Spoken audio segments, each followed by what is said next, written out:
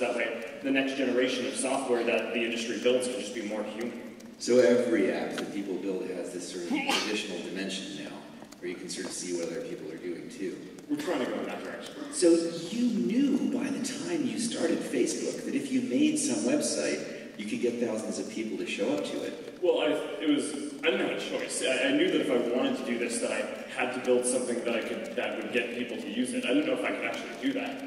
So, but it must have been a little bit surprising that thousands of people showed up. It was very surprising, right? Very if people would show up for something that wasn't even intended to draw thousands of people, you'd probably do it again, right? Well, yeah, and then I did a few more, and I was really focused on this idea of channeling a community's energy to build some kind of shared asset, whether it's the course graph or ultimately Facebook was a good example of this. And one of my favorite stories from college that I think I've told at startup schools before is I built the first version of Facebook during a reading period, which is basically this 2 or 3 week period that Harvard, I don't know if they still give this, but they don't. Yeah, I think they stopped. But, shocking. Well, both Microsoft and Facebook started during reading period. Yeah, so Harvard likes canceling things that work. Yeah.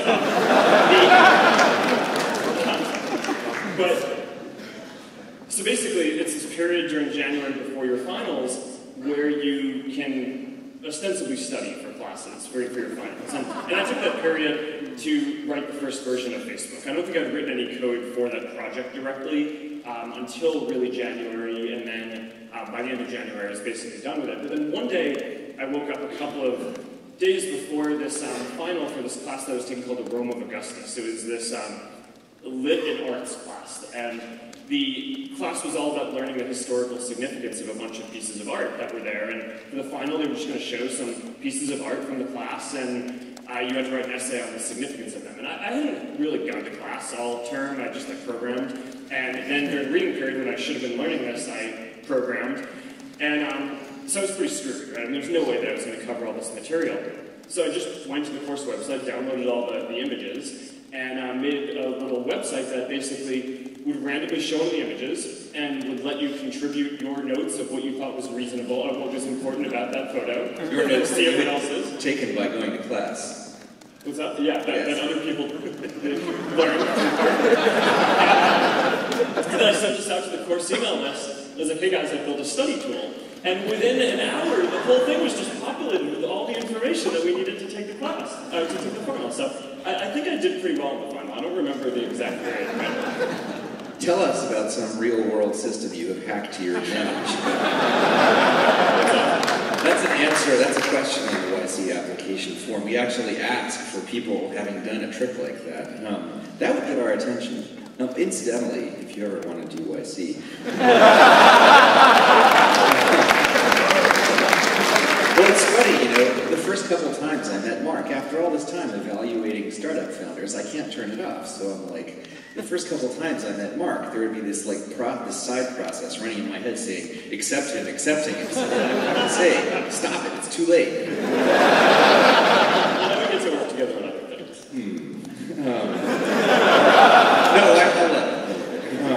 So, one of the things we talked about last year was how when you first launched Facebook, the first other colleges you expanded to were ones that had competing services.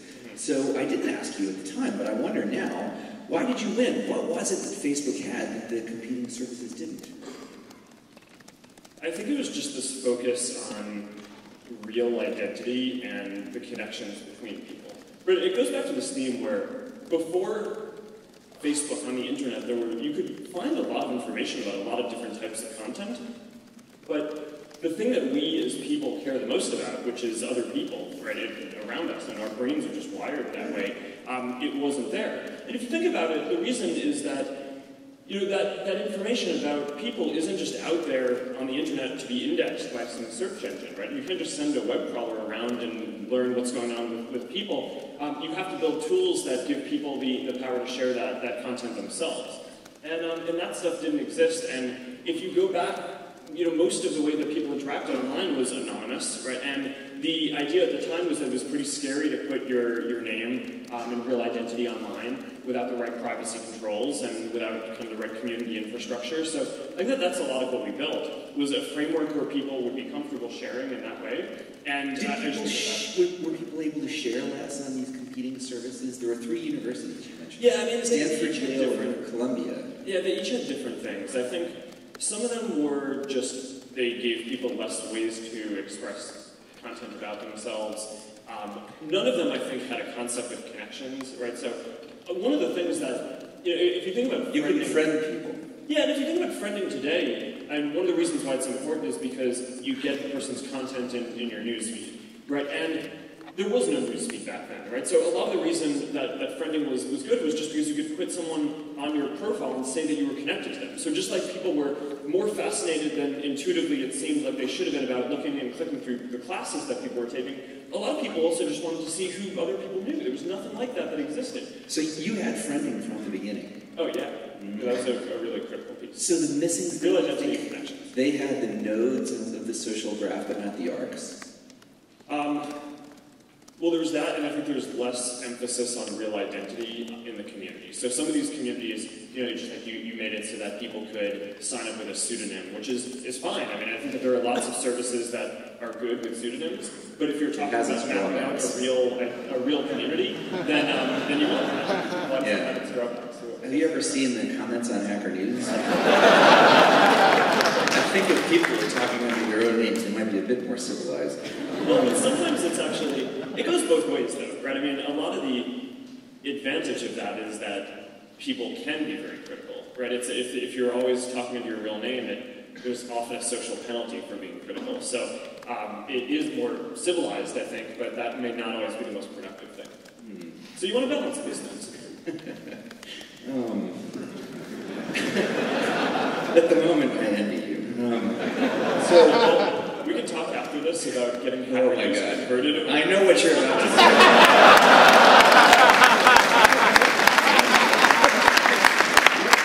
The devil you know, or the devil you don't. So the key is, don't only use Facebook Connect, right? Some people make. I can use Facebook and Twitter. Well, yeah, or Facebook and email or whatever. But you want to use 2. All right. Now this is a hypothetical question. So if you hadn't started Facebook, like for example, if Harvard had already canceled reading period, you were actually kicked me out. Right, or they had kicked you out of the FaceMash. FaceMash. You asked this question before about would I have started Facebook without FaceMash.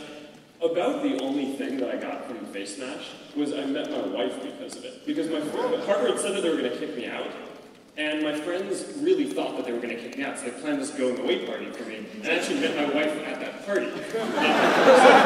They didn't even wait for the ad board to decide before they had the going-away party? They were so sure. Yeah, my friends were just like completely positive that I was going to get kicked out. Actually, not only that, but my family was pretty confident that I was going to either get kicked out or drop out of school too. Before I started college, my little sister bet me that she would finish college before me. And my mom later told me that she always knew I was going to leave college. I was like, oh, thanks, Mom. So here's my hypothetical question. If you hadn't started Facebook, there would probably be something like Facebook now. Yeah. Would it have to have been something that started out as a network for college students? Was that thermal so powerful that the winner would have had to be one of these college things? Or could MySpace have sort of morphed in the ground and, become it? I don't think it had to be a college thing. One of my earliest memories from Facebook was I used to get pizza almost every night with one of my friends who I did my computer science problem sets with. And we used to talk about technology and where we saw the world going. And I remember one of our conversations right after I launched Facebook was about how I was really excited to offer this service for our community, but that one day, clearly, someone was going to build this for the world. Right? And it hadn't even crossed my mind that maybe we would be the ones to do it. Because from my perspective, it's like, all right, we're just college students. What do we know about building software that hundreds of millions of people use? Clearly this is going to be something that, Microsoft or Google or Yahoo or someone like that who builds these services that tons of people use is going to do it. When was the point when you realized you were going to do it? Like, how many schools did you have before you realized this was probably it? Probably later on when we went outside of college. But even then, up to the point where you had hundreds of colleges, you still thought some big company was going to come along and do this better? Well, not necessarily the college part, but I didn't know that we were going to be the people building the community to kind of connect everyone, right? So it's In retrospect, though, it was pretty obvious. No. I spent a bunch of time analyzing and reflecting on why it was that we were even able to do it, because all reasons suggest that we shouldn't have been able to do it, right? Because all these other companies had way more engineering power and servers and time and money and all this stuff. And I actually think that this is a pretty instructive thing for anything that you want to go do, because this is the same property is going to be true for anything that you guys start, is that someone else is going to have more resources to be able to do it. The reason why I think we actually ended up being the ones doing it is because we just cared way more about it than everyone else, right? So there were always projects at some of these other companies that were these hobbies, but we always thought them as this really important thing and really just like felt in our gut and our heart that we wanted to do it. And, early on there were always these skeptics saying that, oh, this can't be a business. We didn't actually care that much about it being a business early on. But a lot of the reason why bigger companies didn't invest in it was because it wasn't clear that there was a model that would work for it. It seemed like a bad idea. Yeah, and I actually think that that's true for a lot of the best ideas. Right, is that it's not that someone else can't do it, they actually can, and the odds are stacked against you, but I think often that belief in the fact that you just care so much about what you're doing is the only thing that kind of drives you to do it. And, to be honest, that kind of drives me to this day. I mean, one of the big emphasis points for the company right now is internet.org, and, for a while we had this rallying cry of, can we connect 1 billion people? When we started talking about that, we thought that was crazy, right? It was way bigger than any service in the world that had been built, and, it was 10 digits long, right? It's like it felt crazy. We'd never get to that.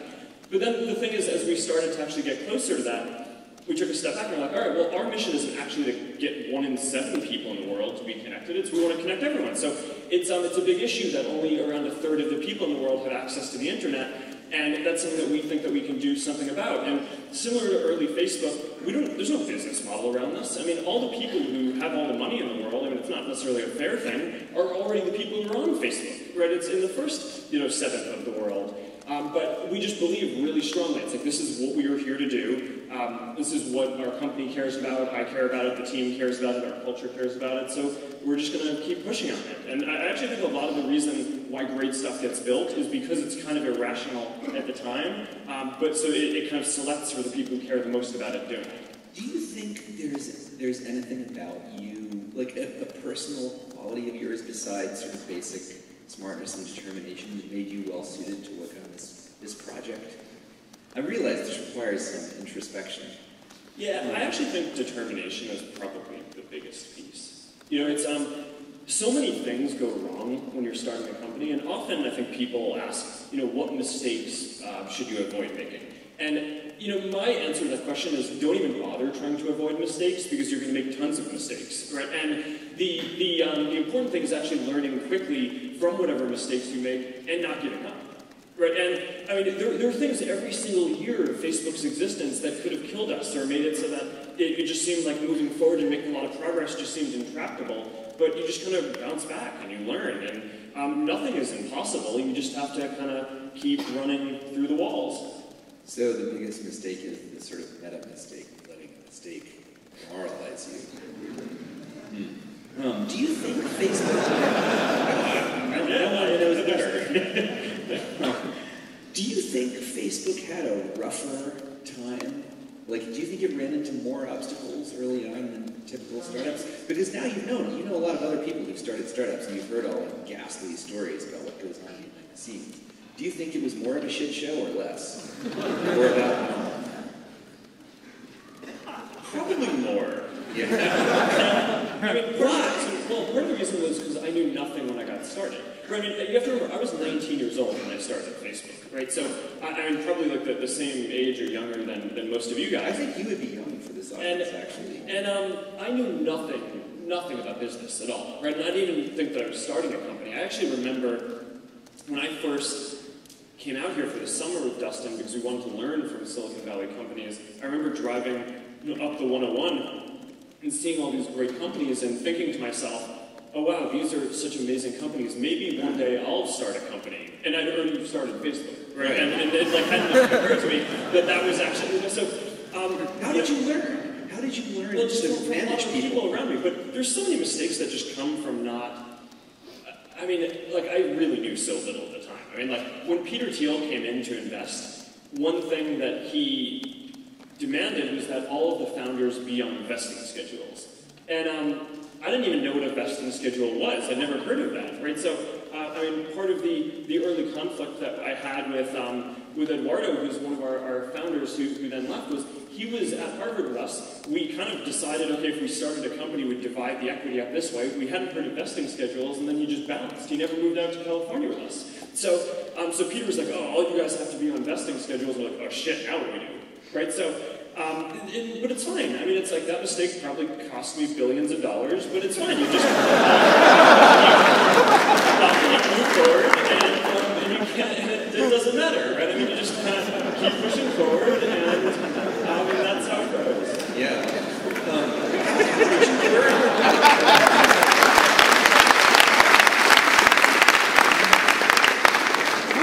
We all want to make billion-dollar mistakes. And that's right.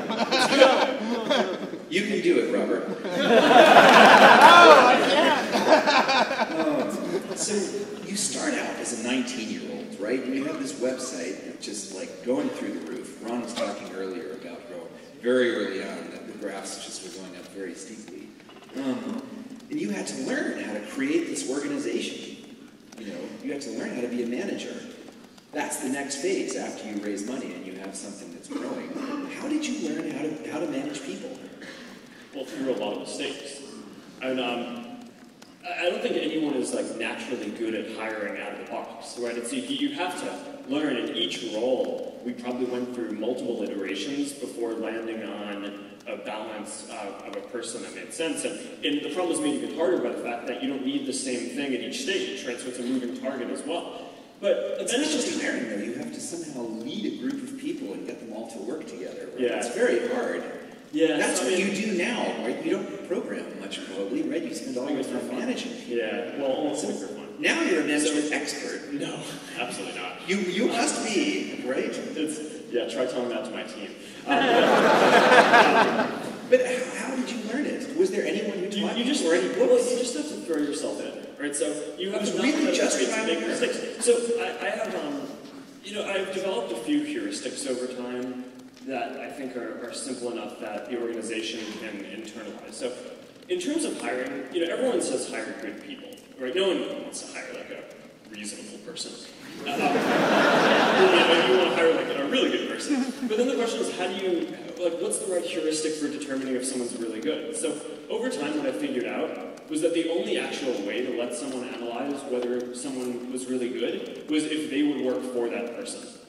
So I don't think that needs to recurse too many levels down in the organization, but I basically think that that's a really good heuristic, right? And I believe that. I mean, if you look at my management team today, if we were in an alternate universe and I hadn't started the company, it would be an honor to work for any of these people. And I think if you build a company that has kind of those values, rather than just saying, oh, I want to hire, the best person I can find or whatever, if you hold yourself to that standard, then I think you'll build a pretty strong company. There are other things around management that you just kind of have to throw yourself into in different ways as well. I used to be really terrified of public speaking, to the point where when I did all hands, which at the time were like 10 or 15 people, I had to sit down because I was so afraid. And at the time, a lot of people, which is ironic because I'm still sitting, but I'm not so afraid just because it's more comfortable. And so what I did was, I threw myself into some of this stuff, and a bunch of schools invited me to come speak, and what I did was I accepted some of those invitations, even though I had no real goal of doing that except for desensitizing myself, and I went up to give a speech without having prepared anything. And if you do that a few times, you stop being afraid really quickly. And because what's the worst thing that can happen? I think a survey says that more Americans are afraid of public speaking than death. And So, you just throw yourself in, you get over this stuff. I remember the first talk you ever gave at startup school, and I think it was one of these, the way you described. You went with no preparation. I can tell you what's the worst thing that can happen. You can say something off the cuff that gets taken by the press like a football and thrown around and gets you. That's fine. I actually did prepare for that one. I don't have that excuse, but the fact that. It was all that this practice did was desensitize me. It didn't actually make me good at public speaking, as this is proof of. Do you like managing people? If you work with people that you like, then it's wonderful, right? Because one definition that I have for a good team is a group of people that makes better decisions as a whole than would individually make as a sum of the parts. And I think most smart people like learning. Right, and that's one of the thrills of starting a company, right? Is the learning curve can be so steep, and if you can set up a team dynamic where you're constantly learning from the people around you, then what's better, right? These are the people I wake up every morning and I want to go learn from. Is that one of your heuristics for hiring people too? To hire people that you learn from? Yeah, and when building a team, you want to think about the dynamics, so that way you can maintain this property that the team makes better decisions as a group than any individual would. When you first started, back in that house in Palo Alto, you were a startup founder, right? So how I didn't know yet. Well, what was your mental model of a startup founder? Where did it come from? Was it Bill Gates? Or Steve Jobs? Did it come from reading books, or Peter Thiel, or Sean Parker? Where did it come from? One of the things that was kind of interesting was there's this culture in Silicon Valley that kind of makes startups seem glamorous, and I never really believed that. Right? I never had a goal of starting a startup, and my goal when I realized that I had a company was to get it to be a good company as quickly as possible, right? And kind of get out of what you call the risky startup phase where you are just constantly about to die, and where you can get to a point where you can actually do some interesting things and make a lot more interesting bets. And so I don't know, I never read a lot of the literature on this. Maybe if I had, then I wouldn't have made so many mistakes. So I don't know if learning from me is the right way to go on this, but it did.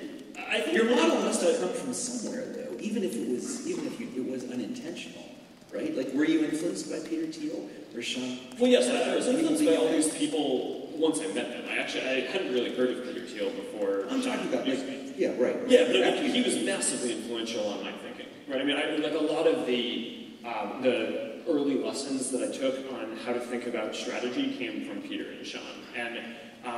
I did pay a lot of attention when I was growing up to Microsoft. I thought, I grew up, using, Windows 3.1 and Windows 95, and I just thought that those were the most unbelievable things. And in a sense, they are. Yeah, they were. Well, I don't know if you meant that positively, but I did. And I thought, building this ecosystem was really neat, and that kind of inspired me, right? And the way that they built a platform, I kind of thought, okay, well, maybe one day, the tools that I'm building can be part of a broader ecosystem as well. And I think that kind of got lost from the Valley by the time that I got around to setting up Facebook as a company. Google and Apple at that point hadn't really created platforms. They then went on to create much better platforms than anything that was created on desktop with their mobile operating systems. But that was pretty influential for me. So was that idea of one day making Facebook into a platform sort of implicit all along? Was it always something you were mulling over? Or was it something that occurred to you after you had all these people, talking to one another? Well, turning Facebook into a platform was after that, but the idea that there should be some social platform was pretty early on. Right, so between, Course Match and the Rome of Augustus thing and Face Match and all these things when I was at Harvard, it kind of became clear to me that a lot of the software that we use should have people at the center of it, right? And people want to learn about people. That's a really core thing in our psychology. So I thought that, whether there was central social network kind of at the core of that, or just some kind of social libraries or API or something, that there needed to be something that made it so that was a common framework that everyone could use to develop. You mentioned earlier that Peter Thiel and Sean Parker both influenced your ideas about strategy.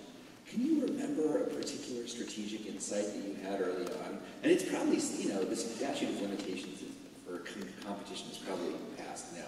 There's probably stuff you can say about some insight that you had early on and you thought to yourself, nobody else knows this except us. But we have this great trick. Do you remember any of them? Well, Peter Thiel was really focused on network effects. And he had this model that I think is right for making decisions that as the complexity of the company grows, every day you're going to be faced with 100 things that you could potentially go do. And your job is to pick the one thing that actually matters. Because out of those 100 things, it's really only actually going to be one or two things that actually matter. And that was pretty informative to me at the time because I had intuitively, I had a lot of some self-direction intuitively, but as soon as I started getting all these people around me who all had reasonable perspectives on things, it was very hard for me to balance that. And Peter was always very useful for that. We would focus, he was good at saying, here's the one thing that matters. Focus on the one thing that matters. Well, partially that, and partially just the meta lesson of figure out the one thing that matters and do that. But he also remember what the one thing that mattered? If someone connecting everyone as quickly as possible. Because the network effects were a massively important part of this. One of the stories. So when you say connecting everyone as quickly as possible, you don't mean specifically getting more signups. You mean getting people to friend one another faster. Yeah. Well, how would you do that? Well, we built a lot of tools to enable people to do what they already wanted to. Where you can't push uphill on this stuff, right? We were solving a problem that people had, and we just needed to remove as much friction as possible. But there was a pretty early, funny sequence where there was actually this company in 2005 that got started that was called College Facebook. It was like an exact clone of us, and it even had the same name, right? And their strategy, because we started at Harvard and then tried to branch out to schools that we thought would have dense social connections with Harvard so we could build this network, their goal was they wanted to start in places that we weren't, right? So they started on the West Coast and in the South when we started in the Northeast, and they tried to build up this network of different schools, and it was just this race for a while. And eventually they... Boulder, Seattle. Yeah, and we just took this stuff really seriously, and I remember Dustin just took it so personally, right? It's like anytime they'd launch at some school that we weren't at, we had this concept that we actually still have at the company today called lockdown, which is whenever any other company gets ahead of us on something that we think is strategic to us, back then, lockdown meant we literally did not leave the house until we had addressed the problem. Now, it's a little looser of an interpretation inside the company. We don't literally lock everyone inside the office. But about as close to that as we can legally get. Now the funny thing is, inside Facebook, because we have a lot of different initiatives, teams kind of do this themselves, right? And just decide it's all right, there's some competitor that has something that we feel like we really need. We're going into lockdown to get this thing because we're not going to, let college Facebook get ahead of us. So in retrospect, could you have completely ignored college Facebook and it wouldn't have made any difference? I don't know. That's a good question. Don't you think you would have just eventually spread to those schools and killed them? I mean, in theory, I think they didn't do a perfect job copying us. One of the things that's interesting is that there are some countries where folks have made such good clones of Facebook that it has been very hard for us to grow. And Russia is the biggest example, right? So Vkontakte, these guys are just the international computing Olympiad champions, and it's a small team, and they just did an awesome job cloning Facebook, and there are fewer content laws, so they also have illegal file downloads and all this stuff, and we just have not been able to beat them. And maybe it's because of the illegal file downloads. So you should have had file downloads. Well, we try not to break the law, but we're growing fine, right? It's linear growth, and we're I think slowly making a lot of progress, and I'm pretty sure we'll pass them eventually. But it's been literally almost 10 years, right, since we got started with Facebook, and we still have not beaten them in Russia. So it is possible that if the college Facebook folks had done better and had gone faster, then maybe. No, but they went the speed they did. That wasn't affected by your lockdowns. I'm just wondering, maybe those lockdowns were unnecessary. Because we always advise people basically just ignore competitors, right? I do think that it's definitely possible to over-rotate on competitors. But one one caveat that I would say, I think people tend to worry too much about strategic competitors who are doing something that's related, but clones, I think, actually end up being a pretty big nuisance, right? So there are these whole companies now in Europe that like all they do is just clone companies that have been founded in the US and other places and try to bring them to Europe and have so I actually think you do want to internationalize and pay attention to that stuff fairly early, because those things are really annoying once they get lodged in. Okay, I think we have 1 minute left, so I'm going to ask you one more question. It seems like the most successful founders are sort of obsessed. Like they're they care a little bit too much about certain things, right? Like Steve Jobs cared a little bit too much about how perfect the edges of some polygon were, right? What is it that you care too much about? Connecting everyone. No, seriously, if you think about it, I mean, it's like this aesthetic sense of the world that I have is that communities of people can channel their energy to do great things, and having connections between people is the infrastructure for the world to do that. And, and that's why at each step along the way, when there was always all this uncertainty about, whether it would be profitable or whether it would make sense or be good or whatever, to do these things, we always were doing it because we just cared more. And I mean, to this day, you could say that was a startup thing, but it isn't, because now we're here and we connect more than 1 billion people. But I mean, we're pouring tons of money and resources into connecting people who can't even afford internet access, right? So I mean, that's like there's no way that that's going to be profitable in the near term or medium term. But we're doing it because we think it's the right thing to do. And over the long term, I do think that there's something there, and it's going to be fundamentally important for the world. Maybe we'll get rewarded, maybe not, but we just really care. So it's a movement. Facebook, the company, is sort of a subset of it. All right, you guys, I think we're done. Are we done? All right, thank you very much.